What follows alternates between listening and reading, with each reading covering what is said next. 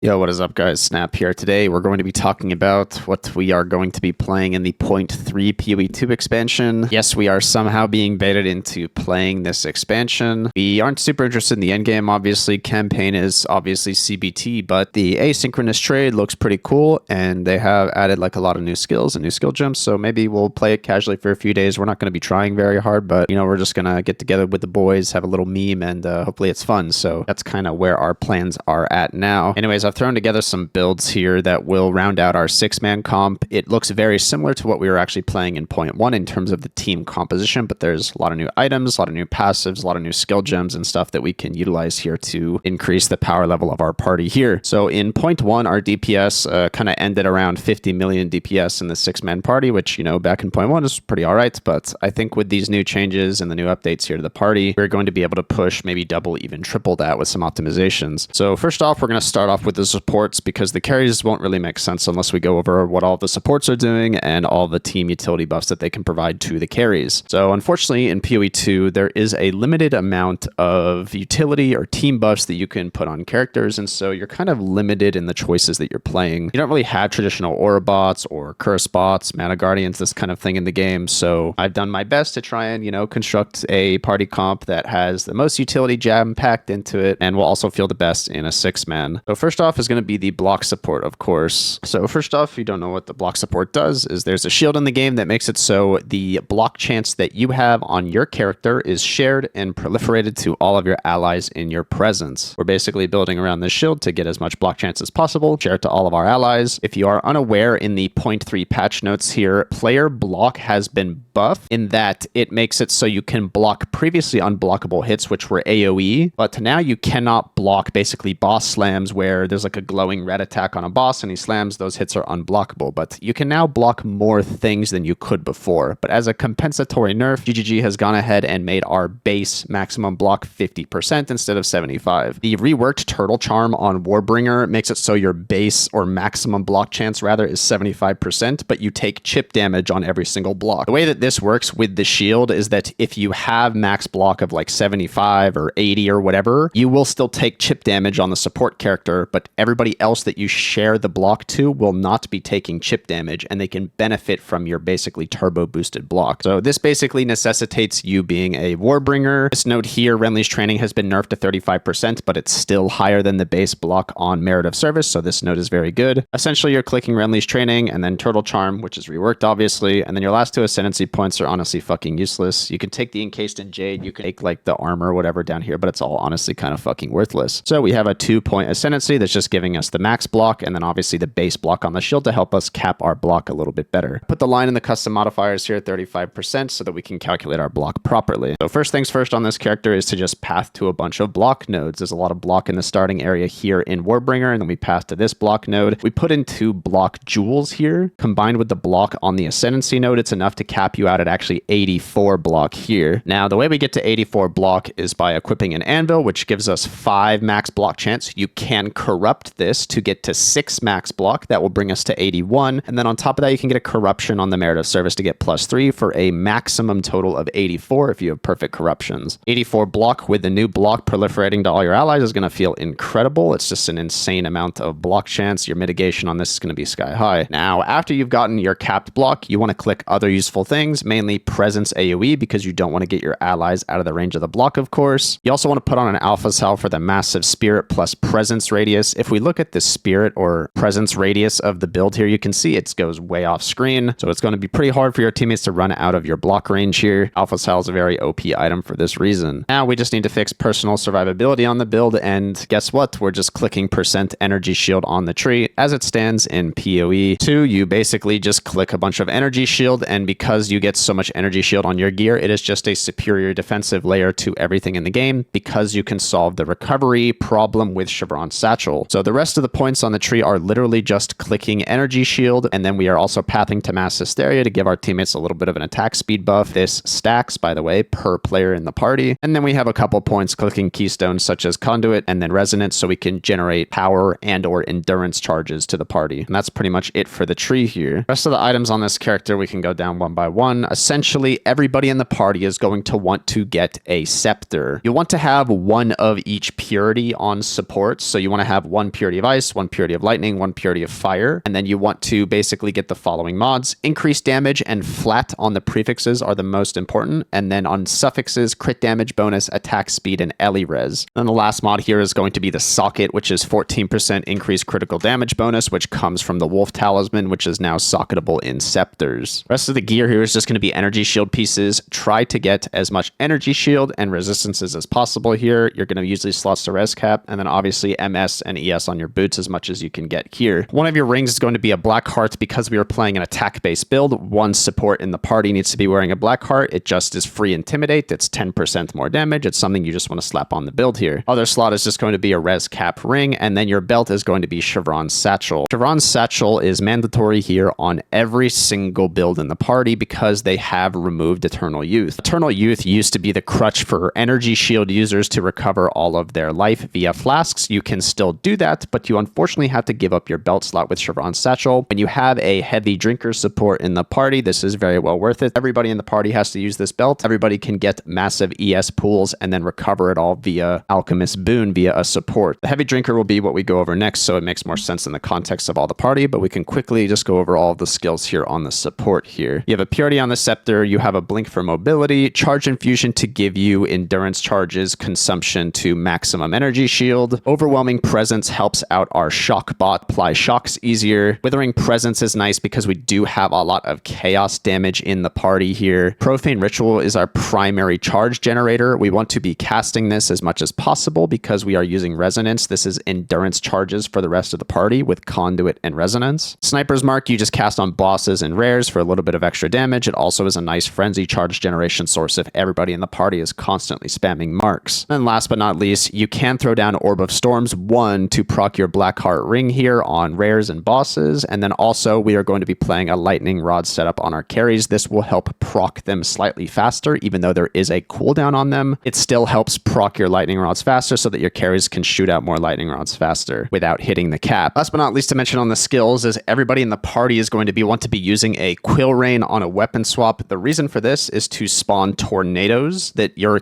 carries can consume. You want to weapon swap, shoot two tornadoes on the ground. You have 2 tornadoes from the Overabundance support, and then you can weapon swap back to your Scepter to boost the damage of the carries. These 2 tornadoes will help the DPS of Lightning Arrow combined with Lightning Rod, which we'll go over when we get to the carry section of the builds here. And that's kind of it. Basically, very easy playstyle. You summon Profane Rituals so that you can get a bunch of charges. You cast marks on rares, storms on rares and bosses, and you shoot 2 tornadoes if you're doing a boss. Very easy playstyle, not very many things going on here. Next, we're going to go over the Drinker support. Now, the way that this character works is his goal is to give a bunch of ES recovery to the entire party. Everybody in the party is going to be wearing Chevron's Satchel, so life recovery from flasks will also go to your ES. ES have a very hard time recovering, and so this will fix our recovery layer for the entire party. This guy clicks every single flask node on the tree here that he can, and then he anoints the heavy drinker notable over here. His flask is going to be recovering 3,612 ES per second, and it will not stop because he is a Pathfinder over here. Enduring Elixirs makes it so your life flask will queue. There's a skill in the game, Alchemist Boon, which will share all of that recovery to nearby allies in your presence. This is 34%. That means 34% of this 3,600, something like, I don't know, 1,400 ES per second will be generated for the entire party. Quite a lot of regen and recovery. There is one annoyance, however. Previously with Eternal Youth here, it was very easy to queue your flask because if you weren't full life, you could still click Eternal Youth and drink your flask. But now you need to have a way to spend some of your energy shield in order to be able to click the flask in the first place. If you're full energy shield and full life, you are unable to click your life flask. And so we need to have a spell, whatever you're pressing the most. In our case, it's going to be Profane Ritual. If you link the Derange support to this, it will gain an energy shield cost. So what you can do is cast Derange, and this will drain your energy shield a little bit. And then you drink your flask to start your flask loop. This will start your flask for 4 seconds. So you want to, click Profane Ritual, click your flask, click Profane Ritual, click your flask to make sure it has 100%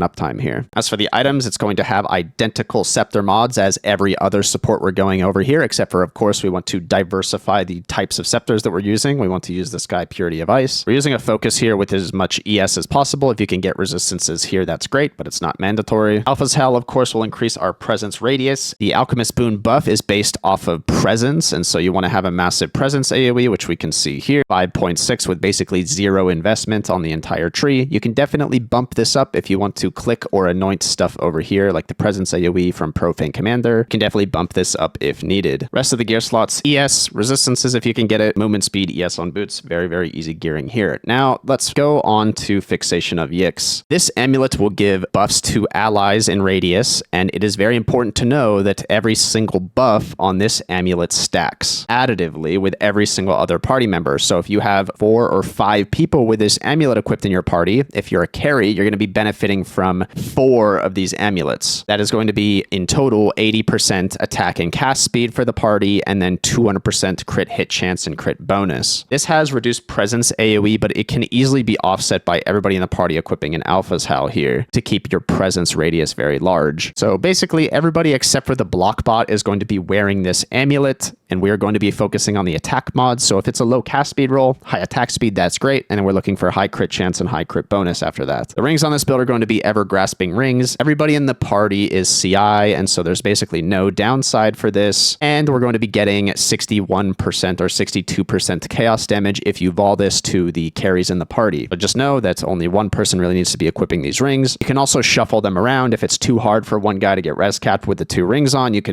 shove one to one of the other supports. You can kind of fudge it around if you want. He doesn't really need to equip charms because he has the keystone that makes it so you don't need charms, Oasis, and then last you need this life flask that is going to be increased life recovered, and then the charge generation here. And as for the jewels here, you're going to want the aura effect as well as the ES from focus. The aura effect gives you a little bit of res from the scepter, but that's really it. If you would just want to go ES from focus and ES, you can definitely do that as well if you want to bump your ES pool a little bit here. For bosses on the heavy drinker, you do want to body armor swap here for a Doriani's prototype. You're going to have 75 lightning res, and all of the carries are going to be using the inversion, boosted support gem. So if you're bossing like endgame bosses, you can throw on a Doriani's here. Going to gimp your ES pool a little bit, but it's completely fine if you're doing a boss. And then you're going to swap back. This will let you get 75 pen really easily with the new inversion support gem. And that's enough about the drinker. Let's look at the Shockbot here. So the Shockbot, very self-explanatory here. You're just a damage steroid on single target. The reason this is powerful is because you can get 2 shocks on the boss or rare. Shock is fucking broken in POE2 because it goes up to 100% increased damage taken, and you can get 2 of them, which is triple damage if you can inflict 2 max effect shocks. You need to do a little bit of damage here to inflict shock, and so having a wand with plus lightning level skills here, if you can get extra damage affixes on the wand here, that's great. Scepter with all the mods that we have set here in the previous supports. Alpha's Howl comboed with Yix to give everybody a bunch of damage in the party, because once again this stacks per party member. Filling out the rest of the gear with ES pieces and then res suffixes if you can get them. He is going to be running 2 curses here, which is going to be Enfeeble and Conductivity, so we do need a Doedge Raise Damning for a second curse. A ring for res capping if possible, and then we have a Chevron Satchel, of course, to get recovery from our drinker support. The tree is going to pick up some very convenient damage nodes here, as well as the shock nodes that he has access to at the top of the tree. He is taking a little bit of curse effect to help with the conductivity, and then we're just basically taking the convenient ES presence, very, very self-explanatory tree here. We're just trying to beef up our ES pool, get a little bit of lightning damage, and then get a little bit of presence AoE and spirit here to run all of our buffs. As for the skills, you're going to have 2 different setups for ball lightning. One of them is going to be for mapping because it gives you a lot of coverage, and the other one is going to be for bossing. So when you're running around and mapping, you're going to be using this 6 link here to proc shocks on like rares, basically. You're not going to be procking shocks on normal mobs. They're just going to be falling over anyways to lightning arrows. So it's just basically for tanky rares. And then for bossing, you're going to be swapping in Stormfire and Overcharge. This makes it so if the mob is ignited, it is no longer going to be dropping the shock. You have very short shock duration when you have this Stormfire on here. And if you proc those 2 100% shocks, they're never going to drop if the boss stays ignited. So it's very, very convenient here as a swap. You're going to put an Orb of Storms in your weapon swap here. The reason for this is you swap over to the Effigy of Cruelty Antler focus here, which gives you stacks of critical weakness whenever you crit. This with inevitable critical and links will let you proc that crit, which will proc the critical weakness, which will help the DPS of the party overall in single target situations. Once you proc the Orb of Storms, you definitely want to switch back to your main hand, which has the wand and the scepter, so you can continue applying strong shocks and give everybody buffs with the scepter. You do have a curse setup here. You have Enfeeble and Conductivity with the 2 curse supports here. Conductivity helps with our shocks. I believe this is getting reworked into Elemental Weakness, so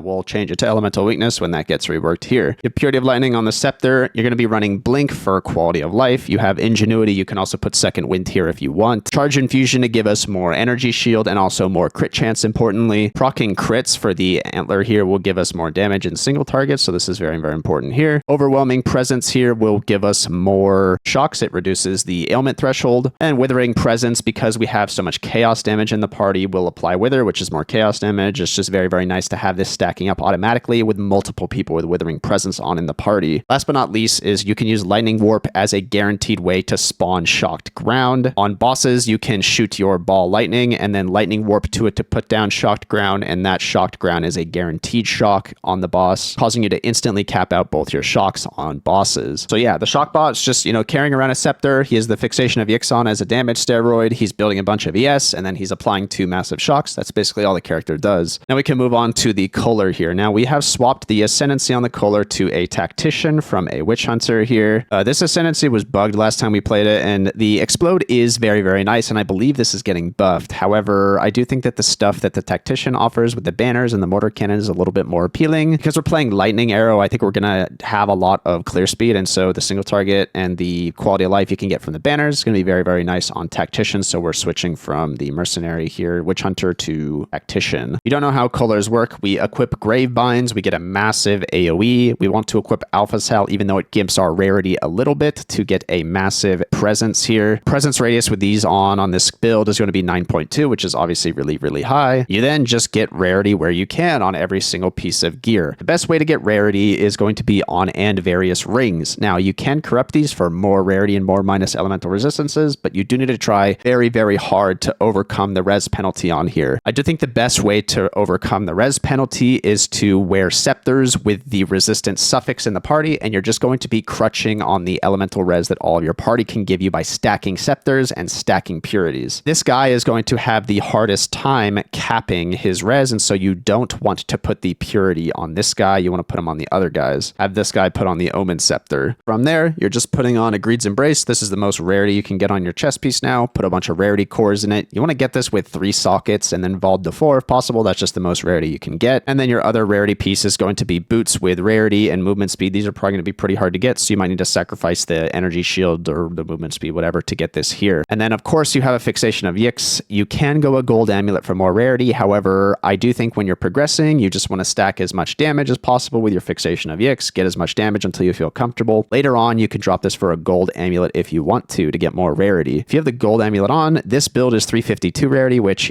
before you had soul cores with the shield, you were at like 1,000 rarity with Adorned and that kind of thing. It's a lot less than before. However, even at 300 or 400 rarity, you're still hitting significant diminishing returns on rarity. So, there's a middle ground here where you have enough rarity in your party and it still is going to feel good, and you're not gimping your build so much that it's going to feel bad, and you still are hitting the diminishing returns here. So we're going to be sitting around 350, maybe 400 with good gear. Of course, you have Chevron's Satchel for your ES recovery. We're sitting at 8.1 thousand on this build. Your jewels are just going to be max ES and max ES from Focus. We're just hardcore crutching on Energy Shield as our defense layer here. As for the skill tree, you're going to path out. You're going to grab Mass Hysteria just because it's some free attack speed for the carries. You're going to path out left side here because I think it has good pathing over to these presence nodes. We want a lot of presence AoE because we are wearing a fixation of Yix. Then we grab the aura nodes over here, which will give us more aura effect for our scepter. Then it's very cool. You're just clicking Energy Shield here. Energy Shield, Energy Shield, Energy Shield, Energy Shield, Energy Shield. You're clicking Conduit to give everybody power charges with your Profane Ritual. And that's the entire tree. Click CI, you're good to go. As for the skills, you're going to see a lot of the same things on every single support here. Blink for mobility and quality of life. Charge Infusion for the endurance. Charge Consumption for ES. Have another Overwhelming Presence just because. Withering Presence will allow us to stack up Wither with all of our chaos damage. The Culler does want to use 2 Heralds here. Now the links are important. You have Herald of Ice, Herald of Thunder. You're using both, and you're going to be linking these damage supports to them. Magnified Effect for the AoE, Ice Bite, Immolate. They just happen to be ignited. It gives you extra damage, and then Reach is giving you more AoE here. Herald of Thunder is going to have the same supports here except for Innervate instead of Ice Bite. You are, of course, also going to be casting Profane Ritual just for more and more charge generation, and then a Sniper's Mark you can cast on bosses or rares if you feel like it. That's pretty much it. That goes over all of the supports and all of the team utility that we can provide in a 6-man party. We are, of course, going to be playing 2 carries. Now, on the supports, we have a lot of attack speed, a lot of crit chance, a lot of crit bonus. We're capping block, and we can give a lot of recovery. And so the question is, what kind of carry can we play with these supports? So we kind of are forced to being into playing an attack build and something that scales well with crit. And so,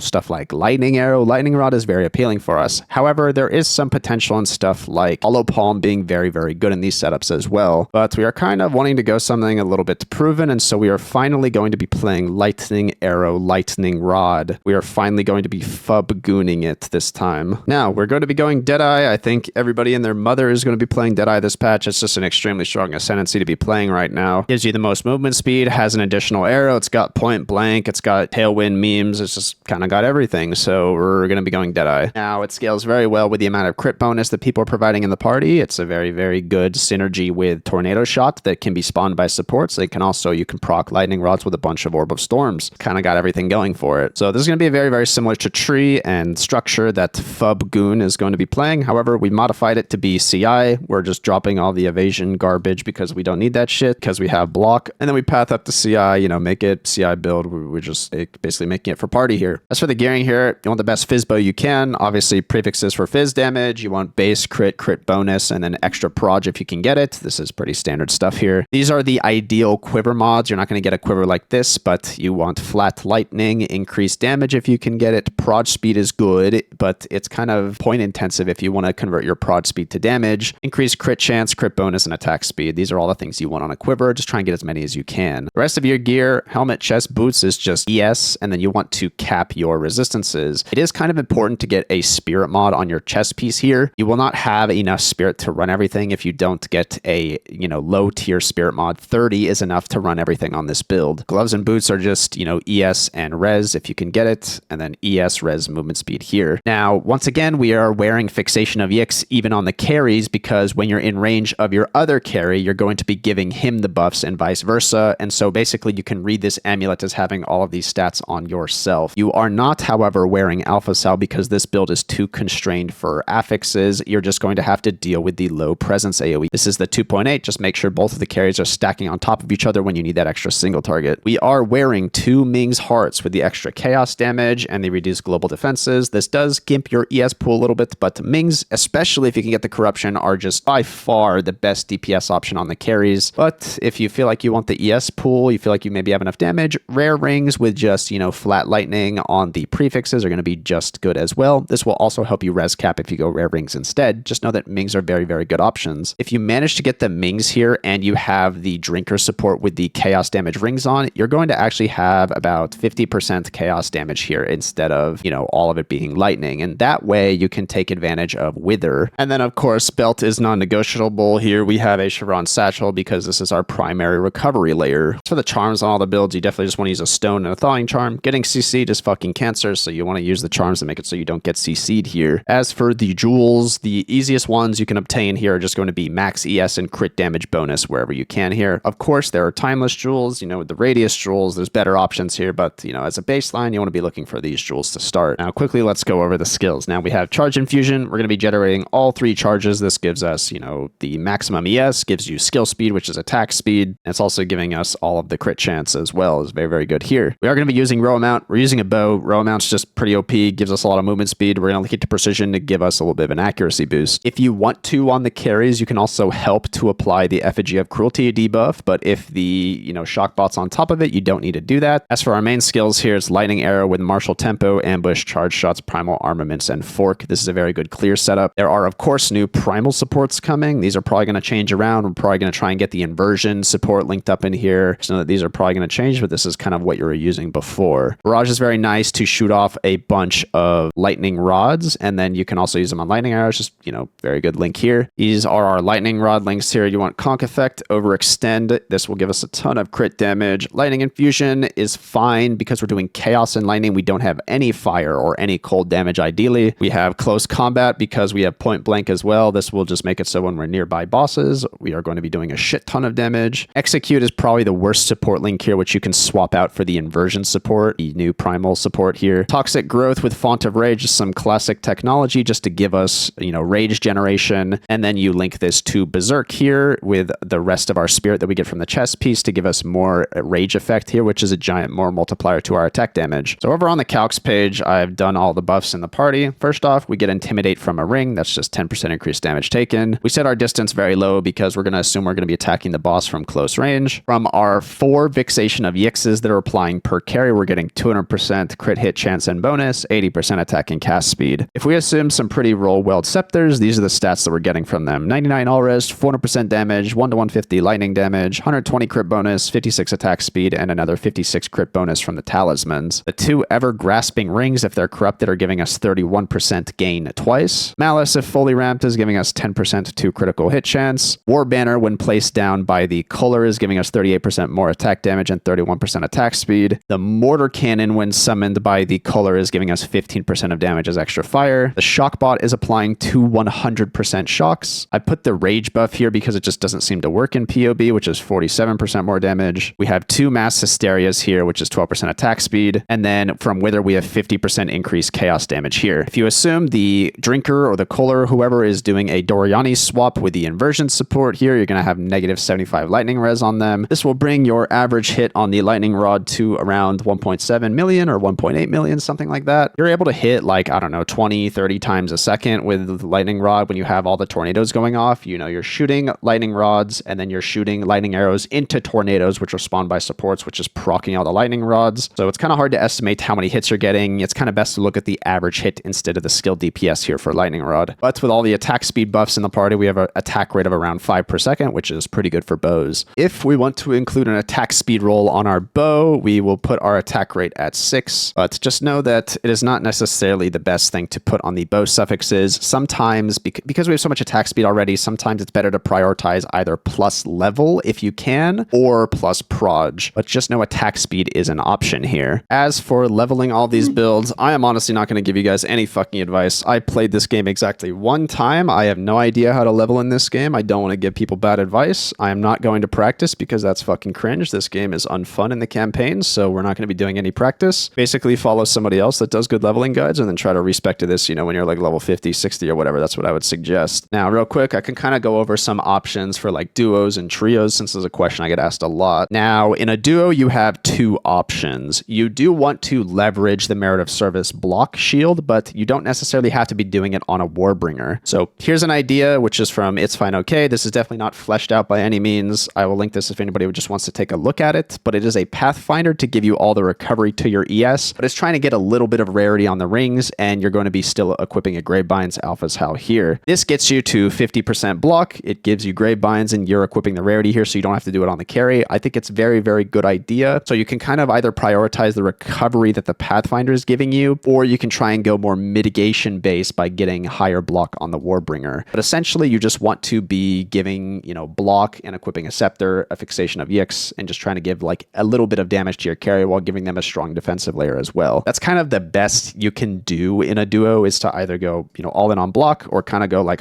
block hybrid Culler duo here with some extra recovery from Pathfinder. In a trio, I would split both of these out. I would play a full block support at, you know, at 75 block here, and then I would make a heavy drinker support that also has rarity and a Gravebinds. So in a trio, once again, play like a lightning arrow carry. I would play a Warbringer, you know, block support to get that, you know, 84, very, very powerful. And then I would try to add rarity on the drinker here and then equip a Gravebinds so you can get a little bit of extra rarity as well as all the recovery. I think that will be a very, very strong trio in this game. Yeah, I think that goes over most of the builds we're playing. Once again, we're not doing any fucking practice. We're just kind of like memeing with the boys. I just want to throw something together that, you know, would be fun in endgame. I don't even know if we'll make it to endgame. We might fucking get body blocked on a bridge or something and fucking rage quit before we even get there. Towers aren't even reworked, so the endgame loop is still kind of fucking dog shit, but, you know, we're gonna try and have fun. We'll see how it is. It'll be fun with the boys, even if it's just memes. So if you have any questions, I'll try and answer you guys in the comments. And once again, I'm Snap, and thanks for watching.